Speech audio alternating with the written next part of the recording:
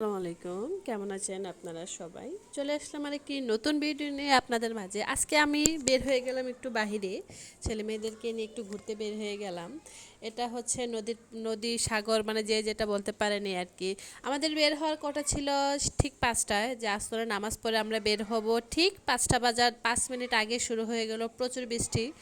তো বৃষ্টি 5টা 40-এ বৃষ্টিটা শেষ হয়েছিল। তো ভেবেছিলাম যে না, আজকে আর বের হবো না, যেহেতু ওয়েদার খারাপ। কিন্তু ছেলে মেয়ে মানতেছে না, ওরা বলতেছে না আম্মু যাবো যাবো। তো আর কিছু করার নেই, ওয়েদার খারাপ, তারপরে বের হতে হয়েছে। আবহাওয়াটা দেখুন, বোঝাই যাচ্ছে যে অন্ধকার, আর সাগর আর নদীর মধ্যে তো কুয়াশাই দেখা যাচ্ছে। এই দেখুন আমার ছেলে কিন্তু সামনে, আমি কিন্তু এখানে একা আসি নাই, আমার সাথে আরেকজনও ছিল। কারণ নদীর পার বলেন আর ব্রিজের ওপর বলেন, সাগর পার বলেন, একা একা তো আর হাঁটা যায় না, একা একা হাঁটার কোনো মজাই থাকে না। তো আমার সাথে একজন আছে মানে আপনারা কিন্তু আবার উল্টাপাল্টা অন্য কিছু নেগেটিভভাবে নিয়েন না যে সাথে কে আছে।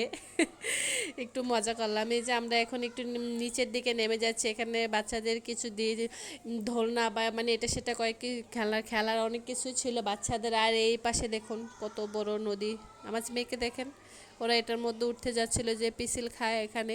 তো আমি ওদেরকে উঠতে দেই নাই। ওরা ভাই বোন, আমি ওদেরকে উঠতে দেই নাই। আর এই পাশে এক দোলনার মধ্যে স্বামী স্ত্রী দোল খাচ্ছে।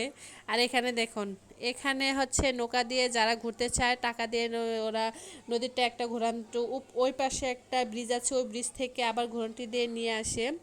তো আমাদেরকেও বলতেছিল আপা যাবেন যাবেন, আমরা বলছি না না, কারণ নদী আমার নৌকাতে আমার অনেক ভয় লাগে। আপনারা কার কার নৌকা দিয়ে ঘুরতে ভালো লাগে আমাকেও বলবেন, কিন্তু আমার ভালো লাগে না নৌকা দিয়ে ঘুরতে। এই জায়গায় অনেক মানুষ আছে। এই জায়গাটা হলো, এটাকে শেখ হাসিনা রোড সেতু মানে এই টাইপের একটা ভাষা দেয় সবাই বলা হয়, কিন্তু আমি এখানে ব্রিজের মধ্যে লেখা দেখেছিলাম যে শহীদ মুক্তিযোদ্ধার সেতু। কিন্তু এই জায়গাটাকে সবাই শহীদ বলে শেখ হাসিনা সেতু, এই আর কি। কিন্তু এই সুন্দর জায়গাটাকে আমি একটু ভিডিও করে নিলাম। এখানে সবাই শরবত খাচ্ছিল বাচ্চারা, আর আমি একটু ভিডিও করছিলাম এখানে।